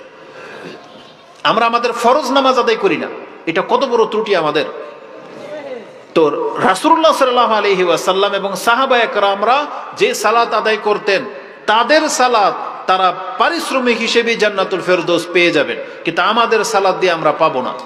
ওসমান রাদিয়াল্লাহু তাআলা আনহু সম্পর্কে বর্ণনা করা হয়েছে যে তিনি কাবার সামনে সালাত আদায় করতেন, রাতে তাহাজ্জুদ পড়তেন, তিনি পুরা কোরআন তার নামাজের মধ্যে শেষ করে দিতে পারতেন। সেই ওসমান রাদিয়াল্লাহু তাআলা যখন কোরআন তেলাওয়াতের সিজদায় এসেছে, সিজদার আয়াত, তিনি সিজদায় গিয়েছেন। যিনি বর্ণনাকারী তিনি বলতেছেন, আমি ওসমানকে সিজদা করতে দেখেছি, তখন আমি আমার নিজে থেকে এটা উপলব্ধি করতে পেরেছি যে এই এক সিজদাই আজকে ওসমানকে ফজর করে দেবে। কি মনে করেন? তার মানে ওসমান আজকে আর দ্বিতীয় রাকাত নামাজ পড়বে না, এই এক সিজদাই তার ফজর হয়ে যাবে। তার মানে এত লম্বা ভাবে তারা সালাত আদায় করতেন, আর আমরা ফরজ সালাত ছেড়ে দিয়ে বসে আছি। তো আল্লাহ সুবহানাহু ওয়া তাআলা বলতেছেন, সেটা যে কোনো যুগের লোক হোক, তারা যদি 5 ওয়াক্ত নামাজের হেফাজত করে পড়ে, আমি আল্লাহ তাকে জান্নাতুল ফেরদৌস ওয়ারিস হিসেবে দিয়ে দিব, গিফট হিসেবে দিয়ে দিব। এটা একটা চমৎকার হাদিস আছে, তাহলে আপনি বুঝতে পারবেন যে ওয়ারিসটা আপনি কার পক্ষ থেকে পাবেন। ইমাম ইবনে মাজাহ তিনি তার কিতাবের সর্বশেষ হাদিস, আপনার সাথে নাম্বার মিলতে পারে নাও মিলতে পারে, তবে নাম্বার হচ্ছে 4341, এটা হচ্ছে ইবনে মাজার সর্বশেষ হাদিস, 4341 নাম্বার হাদিস। এই হাদিসের মধ্যে রাসূলুল্লাহ সাল্লাল্লাহু আলাইহি ওয়াসাল্লাম থেকে একটা হাদিস কোট করা হয়েছে যে রাসূল বলেছেন, মা মিনকুম মিন আহাদিন ইল্লা লাহু মানজিলানে, মানজিলুন ফিল জান্নাহ ওয়া মানজিলুন ফিন নার। তোমাদের মধ্যে এমন কোনো ব্যক্তি নাই পৃথিবীতে যে যার জন্য আল্লাহ 2টা মঞ্জিল মানে স্থান সৃষ্টি না করেছেন, একটা হচ্ছে জান্নাতে, একটা হচ্ছে জাহান্নামে। তার মানে আমরা যতগুলো মানুষ এখানে আছি, আমাদের একটা জায়গা জান্নাতে আছে, একটা জায়গা জাহান্নামে আছে। ফাইজা মা তাফাদাখালান নার, ওই যে যাদের বাড়িগুলো জান্নাতে আছে, এই ব্যক্তিরা যদি জাহান্নামী হয়ে মারা যায়, যদি জান্নাতে যেতে না পারে, উরিসা বা ওয়ারিসা আহালুল জান্নাতি মানজিলাহু, রাসূলুল্লাহ সাল্লাল্লাহু আলাইহি ওয়াসাল্লাম বলেছেন, তাহলে যত বড় বড় কাফেরগুলো জান্নাতুল ফেরদৌসে তাদের বাড়ি ছিল, ফেরাউন, হামান, কারুন, আবু জাহেল, উতবা, শেইবা, আমেরিকার প্রেসিডেন্টগুলো, রাশিয়ার, আফ্রিকার যত কাফেররা আছে, যারা বড় বড় পদে আছে, আল্লাহ তাদের জন্য জান্নাতুল ফেরদৌসে হয়তো বাড়ি করে রেখেছেন। কিন্তু এই ব্যক্তিরা যখন কাফের অবস্থায় মরে যাবে, জান্নাত হারাবে, তখন তাদের এই জান্নাতুল ফেরদৌসের জায়গাগুলোকে আল্লাহ নষ্ট করবেন না, তখন আল্লাহ আমাদের মতো সাধারণ জান্নাতীকে ওয়ারিস হিসেবে সেই বাড়িগুলো দিয়ে দিবেন। এটা হচ্ছে হাদিস, ওই আয়াতের ব্যাখ্যা। এবং রাসূল তখন ওই আয়াত পড়েছেন, কামা কাল আল্লাহু তাআলা উলাইকা হুমুল ওয়ারিসুন, ওই আয়াতটাকে তিনি এখানে নিয়ে এসেছেন যে আল্লাহ সুবহানাহু ওয়া তাআলা ওই জান্নাতের কাফেরদের বাড়িগুলোকে নষ্ট না করে আল্লাহ সাধারণ জান্নাতীদেরকে তুলে ওই জান্নাতুল ফেরদৌসে দিয়ে দিবেন। আর এটা কাদেরকে দেওয়া হবে এটা আল্লাহ কোরআনে জানিয়ে দিয়েছেন, সেটা হলো ওই ব্যক্তিরা পাবে যারা 5 ওয়াক্ত নামাজের হেফাজত করে থাকে। তাহলে শুধু নামাজ পড়লেই চলবে না, আমাদেরকে 5 ওয়াক্ত নামাজকে হেফাজত করতে বলা হয়েছে। যে সালাত আমরা আজকে ছেড়ে দিয়েছি, আমরা তো প্রতিনিয়ত ভাবি, আপনি যদি আল্লাহ সুবহানাহু ওয়া তাআলার দয়া এবং ক্ষমা নিয়ে ভাবেন, তারপর আপনি দেখতে পাবেন আল্লাহ সুবহানাহু ওয়া তাআলা আপনাকে আমাকে ক্ষমা করার জন্য এই পৃথিবীতে কি করেছেন। আজকের পরে এইটা হয়তো আপনি চিন্তা করেন নাই, কিন্তু আজকের পর থেকে আপনি চিন্তা করে দেখবেন এমন কোনো কিছু নাই যেটার মধ্যে আল্লাহ ক্ষমার একটা অংশ না রেখেছেন। মানে সব কিছুর মধ্যে আপনার আমার ক্ষমা আছে, সব কিছুর মধ্যে। আপনার চিন্তার মধ্যে ক্ষমা আছে, চিন্তা আপনি যেটা ভালো চিন্তা করেন না তার মধ্যে আপনার নেকি বৃদ্ধি, আপনার পাপ মাফ হয়ে যাবে। এটা সব আল্লাহ করেছেন। ওই যে বললাম, আপনি চলতে ফিরতে ব্যথা পান, উস্টা খান, কাটা লাগে, কেউ আপনাকে গালি দিয়েছে, কেউ আপনার সাথে খারাপ আচরণ করেছে, আপনার টাকা হারিয়ে গেছে, যে কোনো কারণে আপনার যদি একটু সামান্য কষ্ট হয়, এর বিনিময়ে আপনার গুনাহ খাতা মাফ হয়ে যায়। মানে আল্লাহ আমাদেরকে ক্ষমা করার জন্য কি না করেছেন। আমাদেরকে আল্লাহ সুবহানাহু ওয়া তাআলা ক্ষমা করার জন্য অজুর পানির মধ্যে বরকত রেখেছেন, যে যেই ব্যক্তি অজু করবে অজুর পানির সাথে তার পাপ মাফ হয়ে যাবে। আল্লাহ আমাদেরকে ক্ষমা করার জন্য নামাজের মধ্যে এই ক্ষমার ব্যবস্থা রেখেছেন। রাসূলুল্লাহ সাল্লাল্লাহু আলাইহি ওয়াসাল্লাম এক্সাম্পল দিয়ে বুঝিয়েছেন যে কিভাবে আমাদের পাপগুলো ঝরে যায়, এক্সাম্পল দিয়ে বুঝিয়েছেন। একটা হাদিসের নাম্বার নিয়ে নেন। একটা হচ্ছে, এটা ইমাম বুখারী রাহিমাহুল্লাহ 528 নম্বরে রয়েছে, যেটা হচ্ছে ওই যে কারো বাড়ির সামনে যদি নহর থাকে, রাসূল বলেছেন, লাউ আন্না নাহারান বিবাবি আহাদিকুম ইয়াগতাসিলু ফিহি খামসা মাররা মা তাকুল হাল ইয়াবকা মিন দারানিহি শাই? কালু লা ইয়াবকা মিন দারানিহি শাই। যে কেউ যদি তার বাড়ির সামনের পুকুরে, নহরে, প্রবাহমান পানিতে যদি 5 বার গোসল করে, তার কোনো নাপাকি থাকবে? বলছে লা ইয়া রাসূলুল্লাহ, কোন নাপাকি থাকবে না? রাসূল বলেছেন, কাযালিকা as-সালাওয়াতুল খামসা মিসলু সালাওয়াতিল খামসা। এটাই হচ্ছে 5 ওয়াক্ত নামাজের উদাহরণ। ইয়ামহুল্লাহু বিহিন্নাল খাতায়া। আল্লাহ এই 5 ওয়াক্ত নামাজের মাধ্যমে তোমাকে গোসল করার মতো করে তোমার পাপগুলোকে আল্লাহ ধুয়ে দেয়। এটা ইমাম বুখারী এবং মুসলিম কোট করেছেন। ঠিক আরেকটা হাদিস নিয়ে নেন রাসূলুল্লাহ সাল্লাল্লাহু আলাইহি ওয়াসাল্লাম থেকে, যেটা আপনি সূরা হুদ 11 নম্বর সূরার 114 নম্বর আয়াতের তাফসিরে পেয়ে যাবেন। মুসনাদে আহমদ একটা হাদিস এসেছে, যেটা হচ্ছে 23707। এই 23707 নম্বর হাদিসে রাসূলুল্লাহ সাল্লাল্লাহু আলাইহি ওয়াসাল্লাম থেকে বর্ণনা করা হয়েছে যে রাসূলুল্লাহ সাল্লাল্লাহু আলাইহি সাল্লাম একদিন একটা গাছের একটা শুকনা ঢাল ধরে এটাকে একটা ঝাঁকি দিলেন। ঝাঁকি দেওয়ার সাথে সাথে শুকনা ঢাল থেকে পাতা কি হয়, ঝরে যায় কিনা? শুকনা ঢাল থেকে পাতাগুলো ঝরে গেলেন। তখন রাসূলুল্লাহ সাল্লাল্লাহু আলাইহি ওয়াসাল্লাম সাহাবীকে জিজ্ঞেস করলেন, তুমি আমাকে জিজ্ঞেস করলে না আমি কেন এটা করলাম? তখন বলছি, ইয়া রাসূলুল্লাহ, কেন আপনি এটা করেছেন? তখন রাসূলুল্লাহ সাল্লাল্লাহু আলাইহি ওয়াসাল্লাম বলেছেন, একজন ব্যক্তি যখন সালাত আদায় করে, তার আমলনামা থেকে এইভাবে এই পাতাগুলো ঝরে যাওয়ার মতো তার পাপগুলো ঝরে যায়। তা আল্লাহ সুবহানাহু ওয়া তাআলা আমাদেরকে নামাজ, শুধু আপনি দেখতে পাচ্ছেন যে মুয়াজ্জিনে ডাকে আর আমরা নামাজে যাচ্ছি, এতটাই না, বরং এই নামাজকে কেন্দ্রিক আল্লাহ আমাদের পাপকে কতভাবে ক্ষমা করতে চেয়েছেন, এটা আপনার ওযু থেকে শুরু হয়েছে। রাসূলুল্লাহ সাল্লাল্লাহু আলাইহি ওয়াসাল্লাম বলেছেন, যখন কোনো ব্যক্তি ঘর থেকে ওযু করে মসজিদের দিকে হেঁটে যায়, যত কদম সে জমিনে ফেলবে, যত কদম মসজিদ পর্যন্ত, তার প্রত্যেক কদমে তার একটা করে মর্যাদা উঁচু হবে, একটা করে পাপ মাফ হয়ে যাবে। আপনি কি মনে করেন? মসজিদে যতক্ষণ বসে থাকবেন ততক্ষণ আপনার পাপ ঝরতে থাকবে। এই জন্য মসজিদকে নির্মাণ করা হয়েছে আলাদাভাবে, যাতে আল্লাহ সুবহানাহু ওয়া তাআলা চেয়েছেন যে আমরা যেন অতিরিক্ত নেকি কামাতে পারি। এই জন্য মসজিদের ব্যবস্থা করা হয়েছে। এই জন্য ওযুর পানিতে পাপ মাফ হয়ে যায়, সালাতের মাধ্যমে পাপ মাফ হয়ে যায়। আমাদেরকে পাপ মাফ করার জন্য আল্লাহ এই সমস্ত ব্যবস্থা করেছেন। আর আমরা সবচেয়ে বড় মাধ্যম যেটা 5 ওয়াক্ত নামাজ, এটাকে ছেড়ে দিয়ে বসে আছি, এটা মোটেও কাম্য নয়। একজন মুসলিমকে অবশ্যই 5 ওয়াক্ত সালাত আদায় করতে হবে। আজকে অধিকাংশ যুবক পোলাপানদের বা বর্তমানে ফিতনার যুগে আমাদের পুরুষদের অনেক বেশি পাপ হয়ে যায়। যেখানে সেখানে মহিলা, অটোর মধ্যে বসলে মহিলা, ভ্যান গাড়িতে মহিলা, নেট খুললে মহিলা, দেখলেই পাপ। এটা আমাদের জন্য পাপ বানানো হয়েছে। অধিকাংশ যুবকরা মহিলাদেরকে স্পর্শ ছাড়া মুক্ত নাই এখন, অধিকাংশরা, তাদের সাথে মহিলাদের সম্পর্ক। তাদের জন্য এই নাজাতের একটা মাধ্যম হচ্ছে সালাত, নাজাতের একটা মাধ্যম হচ্ছে 5 ওয়াক্ত নামাজ। এক সাহাবী বলতেছেন, ইয়া রাসূলুল্লাহ ইন্নী আসাবতু হাদ্দান ফাআকিম আলাইয়া। ইয়া রাসূলুল্লাহ, আমি আমার উপরে হাদ কায়েম করে ফেলেছি, মানে আমি হদ মানে শাস্তির যোগ্য অপরাধ করে ফেলেছি, আপনি আমার উপরে সেই শাস্তিটা প্রয়োগ করুন। তখন রাসূলুল্লাহ সাল্লাল্লাহু আলাইহি ওয়াসাল্লাম চুপ হয়ে গেলেন, একামত হয়ে গেল, নামাজে দাঁড়িয়ে গেলেন। নামাজ শেষে সেই সাহাবী আবার এসে বলতেছে, ইয়া রাসূলুল্লাহ ইন্নী আসাবতু হাদ্দান বা যামবান, আমি পাপ করে ফেলেছি, আমাকে আপনি প্রহার করুন বা আমাকে পাপ মুক্ত করুন। তখন রাসূল সাল্লাল্লাহু আলাইহি ওয়াসাল্লাম বলেছেন, হাল সাল্লাইতা ইযা হাল সাল্লাইতা মানা ইজা সাল্লাইনা, আমরা যখন নামাজ পড়লাম তুমি কি আমাদের সাথে নামাজ পড়েছো? বলছে পড়েছি। বলছে ইজহাব, তুমি চলে যাও, আল্লাহ সুবহানাহু ওয়া তাআলা তোমার পাপকে মাফ করে দিয়েছে। তখন ওই সাহাবী বলতেছে ইয়া রাসূলুল্লাহ, বা আরেকজন বলতেছে ওমর রাদিয়াল্লাহু তাআলা সেখানে ছিলেন এবং হুযায়ফা রাদিয়াল্লাহু তাআলা সেখানে ছিলেন, দুইজনের বর্ণনায় আসছে। বলতেছে ইয়া রাসূলুল্লাহ, এটা কি শুধু এই ব্যক্তির জন্য? এই যে আজকের ঘটনাটা ঘটলো, যে এই পাপ কি শুধু তার মাফ হবে? তখন রাসূলুল্লাহ সাল্লাল্লাহু আলাইহি সাল্লাম বলেছেন বাল লাকুম আম্মাতান, এটা তোমাদের সবার জন্য। তার মানে এটা এই ব্যক্তির জন্য খাস না, এটা আমার উম্মতের প্রত্যেক ব্যক্তির জন্য।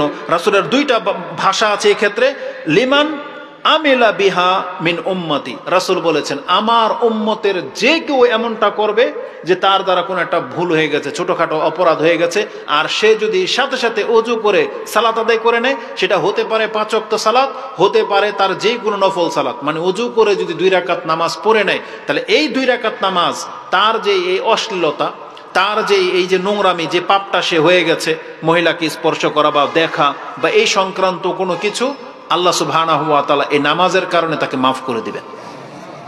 এই হাদিস আপনি কয়েক জায়গায় পাবেন। মুসলিমেও হাদিস এসেছে, এটা 6894-তে এবং 6897, 94 থেকে 97 প্রত্যেকটা হাদিস তওবার অধ্যায়ে এই পাপ মাফ করার কথা রয়েছে। এই প্রেক্ষিতে আল্লাহ সুবহানাহু ওয়া তাআলা সেই আয়াত নাজিল করে দিয়েছেন, যেটা সূরা হুদ 11 নম্বর সূরা 114-তে রয়েছে। আল্লাহ সুবহানাহু ওয়া তাআলা বলেছেন ওয়া আকিমিস সালাতা তারাফা ইন-নাহারি ওয়া যুলাফাম মিনাল লাইল ইন্নাল হাসানাতি ইউযহিবুনাস সাইয়্যাত যালিকা যিকরা লিয-যাকিরিন। আল্লাহ বলেছেন তুমি দিনের এবং রাতের 2 প্রান্তে সালাত আদায় করো, মানে যোহর, আসর, মাগরিব, এশা। এবং অন্য আয়াতে ফজরের কথা আছে, যেটা বনী ইসরাইলের মধ্যে 78 নম্বরে রয়েছে।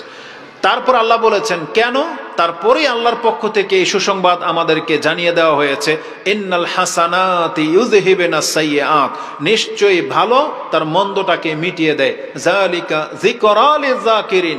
আল্লাহ বলেছেন এটা উপদেশ নেওয়ার ব্যক্তিদের জন্য অনেক বড় একটা উপদেশ। আজকে আমাদের দ্বারা পাপ ঠিকই হয়, কিন্তু আমরা মাফ করার কোনো রাস্তা অবলম্বন করি না। কিন্তু আমাদেরকে বলা হয়েছে যে তুমি যখনই অন্যায় হয়ে যাবে তুমি সেটাকে মাফ করার রাস্তা খোঁজো। যেমন আমরা একটা রাস্তা পেয়ে গেলাম যে যেই ব্যক্তি ওযু করে নামাজ পড়বে, এটা তার পাপ মাফ হয়ে যাওয়ার একটা রাস্তা। এই জন্য রাস্তাঘাটে শুধু মহিলা সংক্রান্ত না, যে কোনো লাগু কাজ, অন্যের সাথে তর্ক করলেন, গালি দিলেন, জুলুম করলেন, ছোটখাটো যেগুলো আমরা একে অপরের সাথে করে থাকি, মেজাজ দেখাইলেন, তার মানে আমরা তো আস্তাগফিরুল্লাহ বলি, এটাও বলবেন আস্তাগফিরুল্লাহ ওয়া আতুবু ইলাইহি, এটা বলতে থাকবেন। এই ক্ষেত্রে গত পর্বে একটা বক্তব্য করেছি যে ইস্তিগফার নিয়ে, ক্ষমা চাওয়া নিয়ে, এটা কত বড় গুরুত্বপূর্ণ ব্যাপার আপনি জানেন না।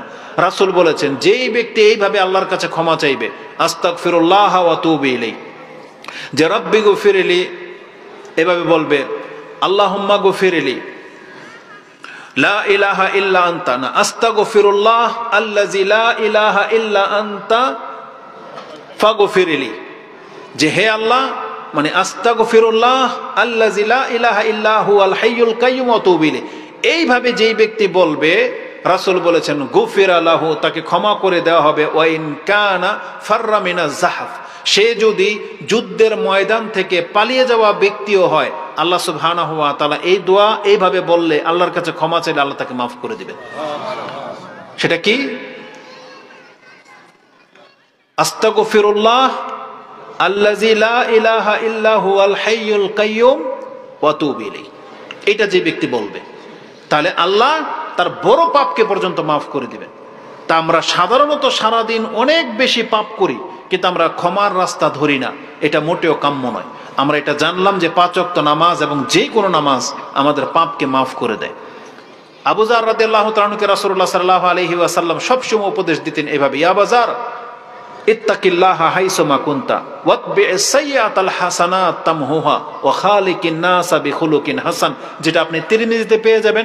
সম্ভবত হাদিসটি 1987 রয়েছে, 1987 রয়েছে, 1987 রয়েছে, যে রাসূল বলেছেন ইয়া আবু যার ইত্তাকিল্লাহা হাইসুমা কুনতা, তুমি যেখানে থাকো না কেন আল্লাহকে ভয় করো। তারপরও পাপ হয়ে যেতে পারে, ওয়াতবি'ল সাইয়্যাতাল হাসানাত, আর যখনই তোমার দ্বারা কোনো সাইয়্যা খারাপ কিছু হয়ে যাবে, তুমি হাসানাত করে নেবে, তার মানে একটা ভালো কাজ করে নেবে, তামহুহা, তাহলে এই ভালো কাজটা তোমার এই মন্দটাকে মিটিয়ে দেবে। ওয়া খালিকিন নাস বিখুলুকিন হাসান, এবং তুমি মানুষের সাথে উত্তম আচরণ করবে। তাহলে আজকে আমাদের মুসলিমদেরকে আল্লাহ সুবহানাহু ওয়া তাআলা ক্ষমার প্রত্যেকটা রাস্তা দেখিয়ে দিচ্ছেন, কিন্তু আমরা সেই ক্ষমার রাস্তা ধরতে রাজি না। না, এটা উচিত নয়। আমি আপনাদের কাছে এটা আবদার করব, মুসলিম ভাই হিসেবে আপনি জানেন না যে 5 ওয়াক্ত নামাজ ছেড়ে দিয়ে আপনি কত ভুলের পথে আছেন। যদিও আজকে আমি ওই কঠিন কথাগুলো ছেড়ে দিয়েছি, শুধু আপনার উপকারার্থে কিছু ফয়দামান কথা আপনার কাছে পেশ করেছি। এবং আপনি জেনে নেন নামাজে দোয়া কবুল হয়। আল্লাহ নিজে বলেছেন, আপনার সন্তান হয় না, যাদের সন্তান হয় না তাদেরকে এটা জানতে হবে। যাদের অভাব রয়েছেন, যারা আমাদের কাছে জানতে চান কিভাবে অভাব দূর হবে, এই পেরেশানি আছে কিভাবে দূর হবে, আল্লাহ আমাদেরকে 2টা টিপস বলেছেন। যারা চান আপনার পেরেশানি দূর হয়ে যাক, যারা চান আপনার রিজিকে বৃদ্ধি পাক, যারা চান আপনার সন্তান হোক, বিয়ে হয়ে যাক, আল্লাহ বলেছেন ওয়াস্তাঈনু বিস-সাবরি ওয়াস-সালাহ ইন্নাল্লাহা মা'আস সাবিরিন। আল্লাহ সুবহানাহু ওয়া তাআলা কোরআনে 2 জায়গায় এটা বলেছেন। আপনি সূরা বাকারার মধ্যে পেয়ে যাবেন, 45-46 নম্বর আয়াতে পাবেন, এবং আল্লাহ সুবহানাহু ওয়া তাআলা 153 নম্বর আয়াতে বলেছেন মুসলিমদেরকে নাম ধরে, ইয়া আইয়ুহাল্লাযীনা আমানুস্তাঈনু বিস-সাবরি ওয়াস-সালাহ, হে ঈমানদাররা তোমরা ধৈর্য এবং নামাজের মাধ্যমে আল্লাহর কাছে দোয়া কামনা করো। যেহেতু সময় 5 হয়ে চলে গেছে, অনেক কথা বলেছি, আমি শুধু নামাজ সংক্রান্ত বিষয়গুলো আপনাদের কাছে তুলে ধরেছি। চাইলে এরকম 2 ঘন্টা বক্তব্য আরো করা যাবে শুধু নামাজ সংক্রান্ত। আপনি জেনে নেন এটাই চূড়ান্ত ফয়সালা যে নামাজবিহীন কোনো ব্যক্তি মুসলিম থাকে না। আপনি আল্লাহর কাছে তওবা করেন, আপনি আল্লাহর কাছে ক্ষমা চান, এবং কষ্ট হলেও অন্তত ফরজ 5 ওয়াক্ত নামাজকে আপনি আদায় করার চেষ্টা করেন। একটা ছোট্ট একটা সংক্ষিপ্ত সুসংবাদ দিয়ে বক্তব্যটাকে শেষ করে দেব, সেটা হচ্ছে এই, এযাবৎ যারা সালাত আদায় করেন নাই, হতে পারে 20, 30, 40, 50 বছর হয়ে গেছে, আমাদের মা বোনরা অনেক বেশি নামাজ তরক তারা করে, আপনাদের সবার জন্য এখন যদি আপনি তওবা করেন, আপনাকে কি তাহলে 40 বছরের নামাজ আবার আদায় করতে হবে? ইসলাম আপনাকে এতটা ছাড় দিয়েছে যে না, এই 40 বছরের নামাজ এখন আপনাকে আবার পুনরায় পড়তে হবে না। আপনি শুধু এখন তওবা করে নিয়ে এখন থেকে 5 ওয়াক্ত ফরজ নামাজগুলো আদায় করা শুরু করে দেন, এবং সাথে সাথে আপনি চেষ্টা করবেন সুন্নত নফলগুলো আদায় করতে। তাহলে এই সুন্নত নফল দিয়ে আপনার অতীতের সমস্ত ফরজের ঘাটতিগুলোকে আল্লাহ পুরো করে দিবে। এই হাদিস আপনি তিরমিজিতে পাবেন 413 নম্বরে, এবং এই হাদিস আপনি নাসাইতে পাবেন 461 নিয়ে 66 পর্যন্ত। এই প্রত্যেকটা হাদিসে নামাজ সংক্রান্ত, 461 থেকে নিয়ে 466 পর্যন্ত, যেখানে বলা হয়েছে একজন ব্যক্তিকে নিয়ে আসা হবে, তার ফরজ নামাজের হিসাব নেওয়া হবে, তার ফরজ নামাজে যদি ঘাটতি দেখা দেয় আল্লাহ বলবে ওকে জাহান্নামে ফেলো না, আগে তারাও আমার বান্দা হাল উনজুর লি ইবাদি হাল মিন তাতাওয়িন, আমার বান্দার আমল নামাজ চেক করো, দেখো তো তার কোনো নফল নামাজ আছে কিনা, যদি তার নফল নামাজ থেকে থাকে ইউকাম্মিলুহা, এই নফল নামাজ দিয়ে তার ফরজের ঘাটতিগুলোকে পুরো করে দেওয়া হবে। এটা হচ্ছে আল্লাহ সুবহানাহু ওয়া তাআলার দয়া, মানে আল্লাহ চায় আমাদেরকে ক্ষমা করে দিতে, এই জন্য আল্লাহ এই ব্যবস্থাগুলো রেখেছেন। এই জন্য আমাদের মুসলিম ভাইদেরকে বলবো, জীবনের অধিকাংশ সময় আপনি কাটিয়ে ফেলেছেন, অনেক নামাজ নষ্ট করেছেন, জেনে নেন আপনার একদিনও যদি হাতে সময় থাকে আপনি এখন ওই দিনের নামাজটা আদায় করে নেন, তারপরে যদি আপনার মৃত্যু চলে আসে আপনি আল্লাহর কাছে মুসলিম বলে পরিচিত পেয়ে যাবেন। কিন্তু আপনি যদি এটা না করেন তাহলে আল্লাহ সুবহানাহু ওয়া তাআলা আপনাকে মুসলিম হিসেবে গ্রহণ করবে না, কারণ কিয়ামতের মাঠে আল্লাহ সেজদার মাধ্যমে আপনার ঈমানকে পরীক্ষা করাবেন, আর যেই ব্যক্তি সেজদা করতে পারবেন না সেই দিন আপনি প্রমাণ হয়ে যাবে যে আপনি মুসলিম না। এই আয়াতগুলো আপনি কোরআন থেকে নিতে পারেন, যেটা আপনি সূরা নুন আল কালাম, কালামের মধ্যে পাবেন 43 থেকে নিয়ে প্রায় 41 থেকে নিয়ে 48 পর্যন্ত পড়েন, এখানে নামাজের হুকুম আছে। মুদ্দাসসিরের মধ্যে পাবেন, এটাও 40-এর পর থেকে নিয়ে পাবেন যে আল্লাহ বলেছেন বেনামাজীদের জন্য কোনো সুপারিশকারীর সুপারিশ গ্রহণযোগ্য হবে না। আপনি রাসূলের সুপারিশ থেকে মাহরুম হয়ে যাবেন যদি আপনি 5 ওয়াক্ত নামাজ আদায় না করেন। আপনি আল্লাহকে সেজদা করতে পারবেন না যদি আপনি নামাজ আদায় না করে থাকেন, যেটা আপনি 68 নম্বর সূরা মুলকের পরের সূরা তার আপনি 43 থেকে নিয়ে পড়েন, আপনি পেয়ে যাবেন। এইভাবে অনেক কথা বলা যাবে। আল্লাহ সুবহানাহু ওয়া তাআলা আমার এই অল্প কথাতে বরকত দান করুন, আমি এটা আল্লাহর কাছে কামনা করি। আমরা কি কিছুটা হলেও কি বুঝেছেন কথা? আমরা কি এটা প্রত্যাশা করতে পারি ইনশাআল্লাহ যে মাহফিলের মাধ্যমে এই নামাজ সম্পর্কে যতগুলো কথা শুনেছেন, অন্তত পক্ষে আপনি কি আল্লাহর সাথে এটা ওয়াদা করবেন ইনশাআল্লাহ যে 5 ওয়াক্ত সালাত আপনি ছাড়বেন না? ইনশাআল্লাহ। আল্লাহ তুমি আমাদেরকে কবুল করো।